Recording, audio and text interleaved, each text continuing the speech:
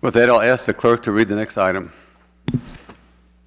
An ordinance granting to Missouri Gas Energy, a division of Southern Union Company, a Delaware corporation, operating a gas distribution system in the city of Raytown, Missouri, its successors, or assigns a franchise to operate a natural gas distribution plant and system in said city and relating thereto. Any discussion, please? I'm sorry, we need Jeremy, would you have any comments to this, please?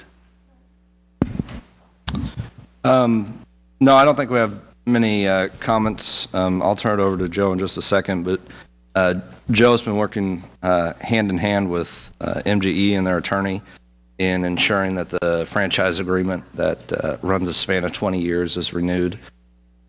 He's done excellent work in making sure that the interests of the city was maintained and that the franchise agreement was amended in such a way that we found beneficial. And with that, I'll just turn it over to Joe, and he can go over the details of those. Jeremy, I would have you note to the alderman the financial impact of this very important agreement before I go to the detail. Sure. At the very bottom of the RBA, we just listed for your record the amount of revenues the city's received from the franchise of from MGE in the last 2 fiscal years. Again, because their rate dropped midway through last year, the revenues actually dropped as well. But in 2008-2009 fiscal year, it was $1.1 million, and last fiscal year it was $999,000. So it didn't drop much, but there was a slight decrease. But to the city, it's roughly $1 million each year in franchise revenue. Is it our largest income source in terms of franchise? From franchises, it is, yeah. As Jeremy indicated, in January of this year, the city received the request for renewal from Missouri Gas Energy along with a proposed ordinance. And I have been working on that proposed ordinance with their special counsel, Joe Stokely, for the 3 months in between. Revised their proposed ordinance to provide a provision for determining costs in the event of relocation of the systems so that the company responsible for the relocation, be it the city or the company, would do it as opposed to it solely being at city cost. Section 4, that the rates are subject to the Public Service Commission, was added at my request. Section 6A and B on insurance, so that there's at least $2 million of insurance are going up if the sovereign immunity limit was added with respect to the company's insurance of their operations. Section 7, that it can't be transferred to another entity without city prior approval. And then an important Section 8 with respect to right-of-way rights, so that clarifying who's responsible for relocation costs in the event of expansion in the future. Because of the amount, this is a 20-year, the original initial franchise came about in 1970, was renewed for a 20-year period in 1990, and that's why it is up for your renewal at this time. That would be open to any questions, but of course I urge and recommend the adoption of the ordinance by the Board of Aldermen. Alderman Melson.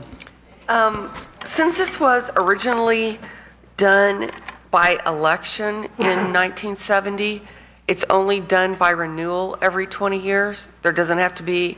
That's correct. A re-election by the... because no, it was originally done by them, set in perpetuity, so it's in a renewal basis.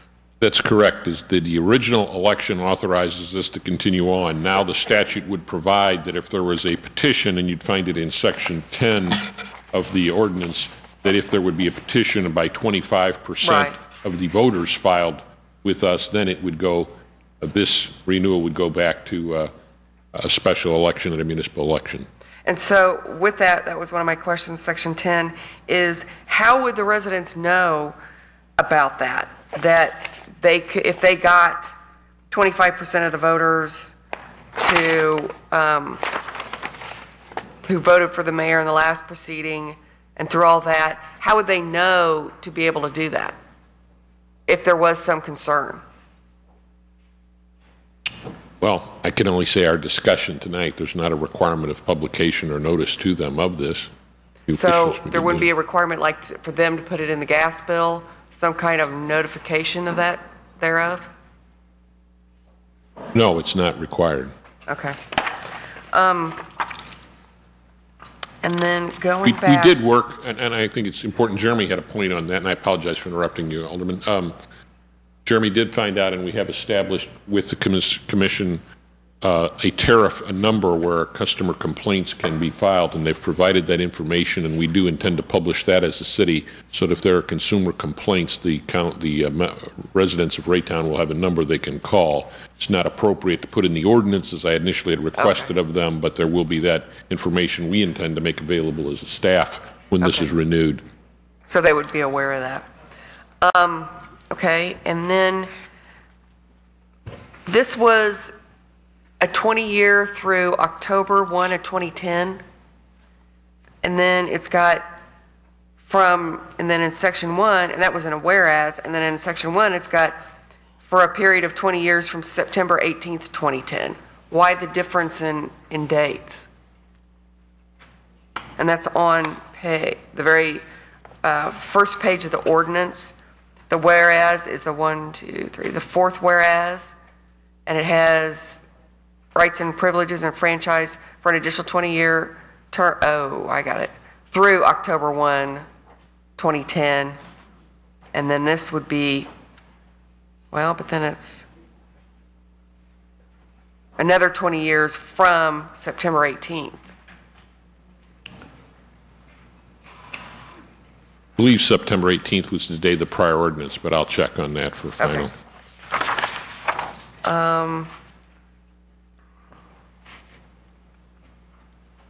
And does the company make on the first calendar or first day of the calendar month in each year make a report to the governing body? And that is on page 2, section 5 of its gross receipts from the sale of natural gas for domestic and commercial purposes? Yes, we receive that. You do? Okay. The date September 18th, Alderman Nelson, came from the ordinance they had prepared for this. I'll check with him, but I assume that's correct. Okay. And so do they also on page 3B provide a annual certificate of insurance? Yes, they do. Okay. And, you know, this was a question I had previously at another meeting, but on section 7, that this franchise shall be binding on the successors and assigned to the company subject to the approval set forth. But that is because it's not monetary. It's only because we can do this for future boards because it doesn't have any monetary aspect to that. Because the franchise shall be binding on the successors. Yeah, essentially well, I think what you're referring to is the appropriation clause, that a future board can't be bound by the appropriation of a prior board. That only refers to your expenditures. Okay. So anytime you do a project, the vendor knows that, you know, if this is a 5-year lease, if the city goes bankrupt next year, you're not entitled to a dime if it's not appropriated. Okay. But in the occurrence of this franchise agreement, it does not have any monetary value in terms of an expenditure, so there is no risk of an appropriation, an annual appropriation. Thus, once this board signs it, it is in effect for 20 years. It's good for 20 years, no matter what board is sitting up here. Okay. All right, thank you. I'm done. Alderman Van Buskirk. Okay, so the franchise fee is actually on Missouri Gas Energy. That they're the one paying the franchise, right? Fee, 8%. The state law allows them to charge it to their consumers, but yes, they're the ones that remit it to the city. In reality, it's a fee that's passed on to the consumer, though. Am I correct in that assumption? That's correct.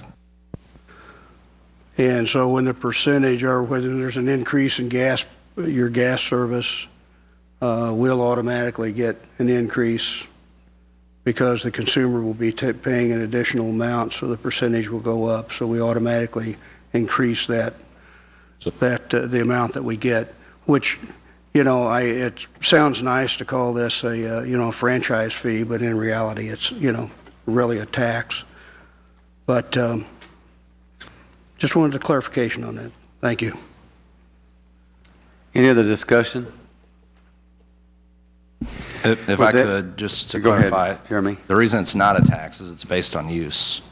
Right, it's a A user tax fee. is A assessed. user fee. Right. It's a user fee, not a tax. So, With that, I'll ask the clerk to read item number 6. An ordinance amending Chapter 12 of the Raytown Code of Ordinances to conform to the language expressed in the 2007 Video Services Providers Act. Mr. Wilmoth, would you give us any direction here, please? sure.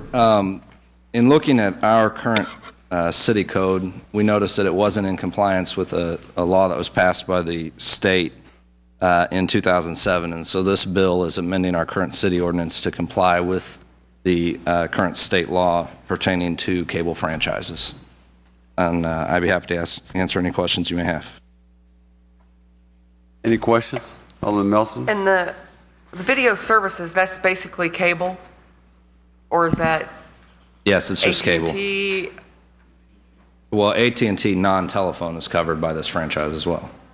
Okay, So- so it's basically non-telephone, which would be cable services, et cetera? Correct. Okay, thank you. Just for FYI for the board, I'm thinking about 10 years ago, the board joined in a consortium with other communities to come up with a cable company, which would be Comcast. Since that time, and that was I don't remember how long that contract ran, but since that time, the state did approve other cable and video services to come through Raytown, and now we really have open, and people ask the question why we don't have, let's say, Time Warner or whatever, but It's all market driven. If Time Right. Warner chose to invest in Raytown, then they're certainly welcome. right, and the reason why we don't is because they'd have to put additional lines through. They don't want to do that, so I just was sharing that with the rest of the board because they may have that question asked to them by their constituents. That's why we don't have Time Warner. If there's no other discussion, we'll go to item number 7. An ordinance adopting the Missouri Municipal Records Manual for retention of record schedules for the city of Raytown, Missouri for the city documents and repealing ordinance 856-74. Mr. Wilmoth, do you have any comments on number 7? Yes, the current Missouri statute, Chapter 109, outlines what records need to be kept by an entity like the city of Raytown for what periods of time. And the current, do we even have a current record? We have a current one that's outdated, and Ms. Henry has done excellent work here in putting together the Retention Act from the Missouri Municipal League, which can breaks down all the various categories and how long the records would need to be kept, giving good guidance to the various city departments what to do. Notice most of them are about 5 years. Planning and zoning, however, are permanent, for example, and we go into what electronically can be done to store those. Other records have different time periods as outlined in the material before you.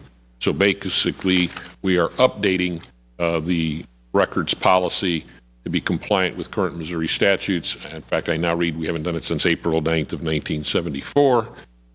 And I guess since that's exactly 4 months longer than I've been married, that's about time, I guess, that we do that.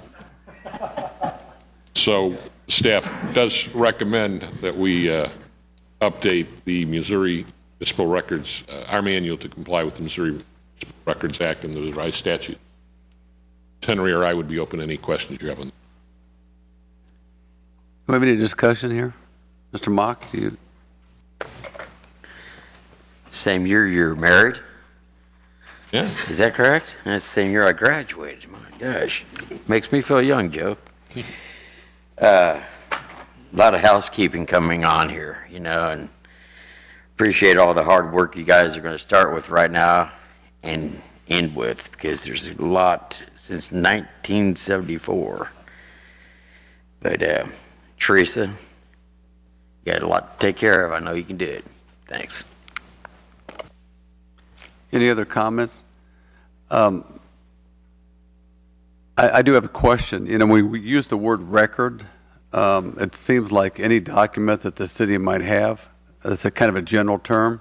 And I asked the question and this is maybe not pertinent to this particular ordinance, but I've been to City Hall. I've talked to, let's say, Public Works. I know at one time we didn't even have a record or a map of the sewers of Raytown 12 years ago. I know also that sometimes people come to City Hall to the community development to look for records of particular buildings that were put up in Raytown, and I've been told that they were being stored down in boxes. So when we talk about records, are we, in the new technology, are we making an effort to record and keep records that the public might need in the future? Is that maybe Mahesh, I should ask that question to you? Or the clerk, I guess. Are you wanting to define what? Well, when we talk about records, what records the city is required to keep, and that's what I'm really asking about, because I know of situations in the past where people have come to City Hall to look for particular requirements that we put on apartment buildings that were being built. Maybe Mr. Mock would understand that better. And I was told that those records were stored in boxes that we didn't know what we had or didn't have. So it's a fair question to ask what we are keeping or are required to keep. Even if they were stored in boxes off-site, they would still be records that we were keeping. Right. These would be, in the beginning, we had no records of what the sewers were in Raytown. We had no map of them.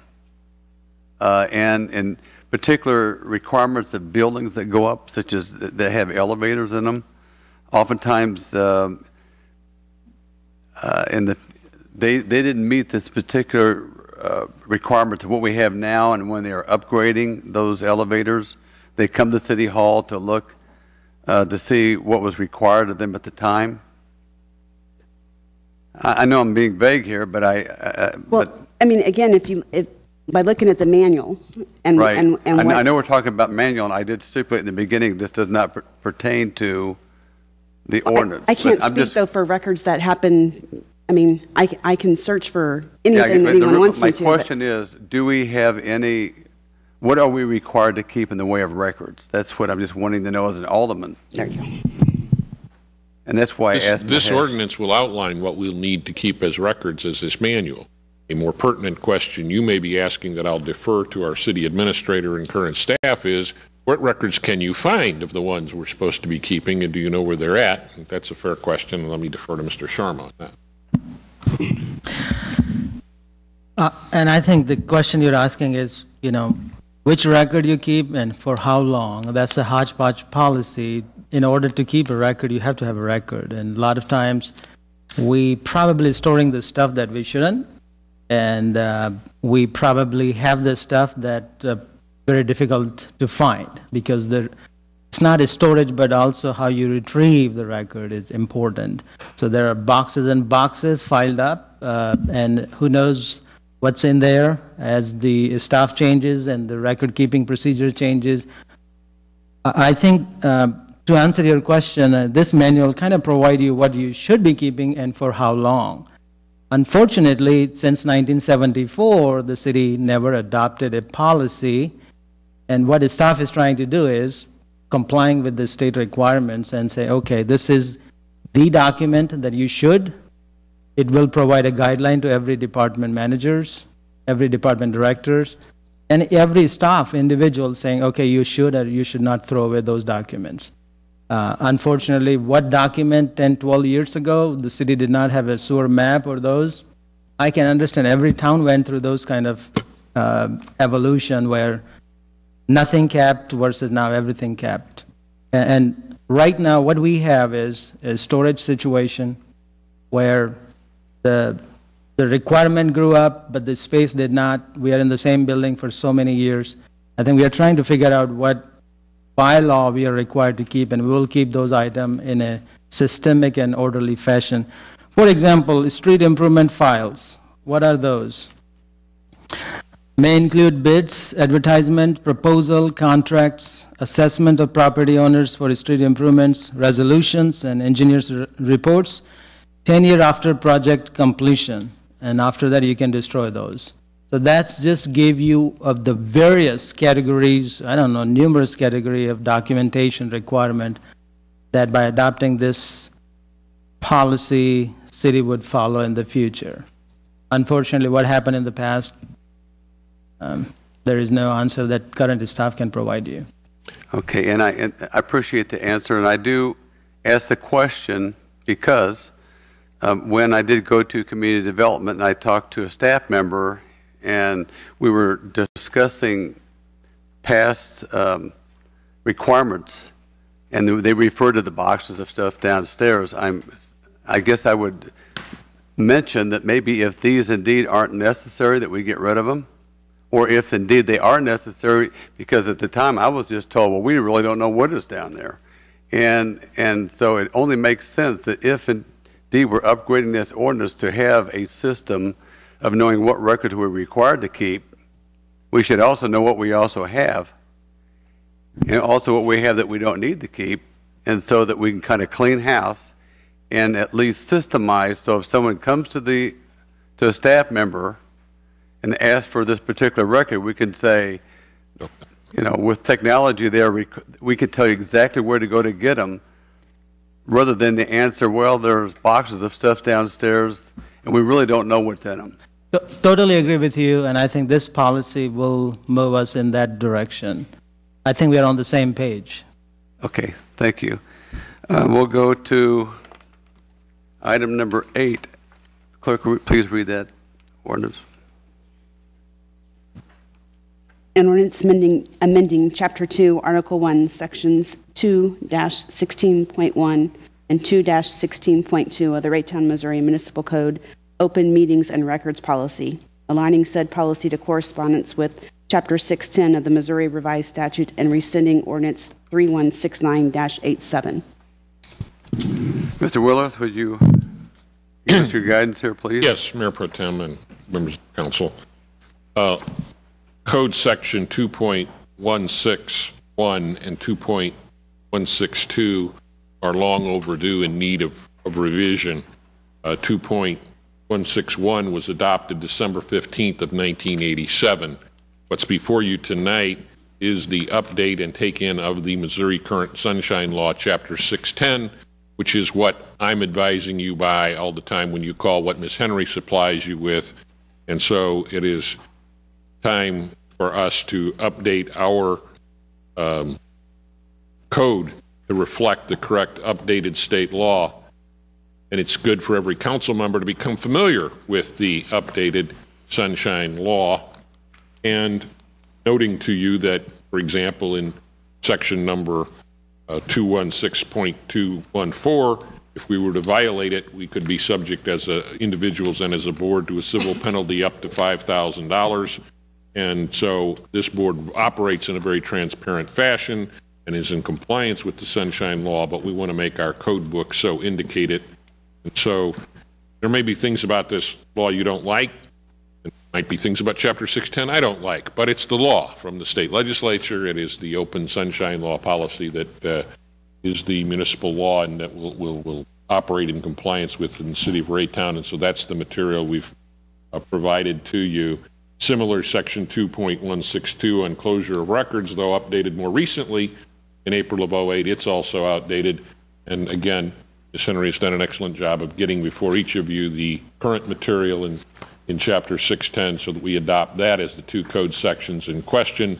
And I'm sure each of you, in going to your MML seminars and so on, have been provided annually and biannually as the book is updated, the book that I keep at my desk constantly on the Sunshine Law, and we just have to be in compliance and always aware of its various provisions, as we'll indicate in the next motion when we go into executive session. So I'm open to any questions about this, but really not open to much debate about this. It's not a law you passed or that we passed or we can argue about. The state's indicated how municipal corporations will operate under Chapter 610, and that's the law before you. Is there any discussion? Okay, notice is hereby given that the Mayor and Board of Aldermen may conduct a closed session pursuant to the following statutory provisions. Legal actions causes of action or litigation involving a public government body or any confidential or privileged communication between a public government body or its representatives and its attorneys. Individual identifiable personal records, performance ratings, and records pertaining to employees or applicants for employment. With that, do I hear a motion to go into closed session? Second. I have a motion by Mr. Kramer, and I heard a bunch of seconds, so I'll give it to Alderman White. Okay, so after a motion from Alderman Kramer, second by Alderman White, we'll call for a vote. Alderman Kramer?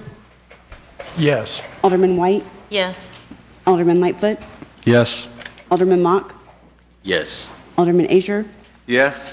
Alderman Ertz? Yes. Alderman Perdue? Yes. Alderman Van Buskirk? Yes. Alderman Hamilton? Yes.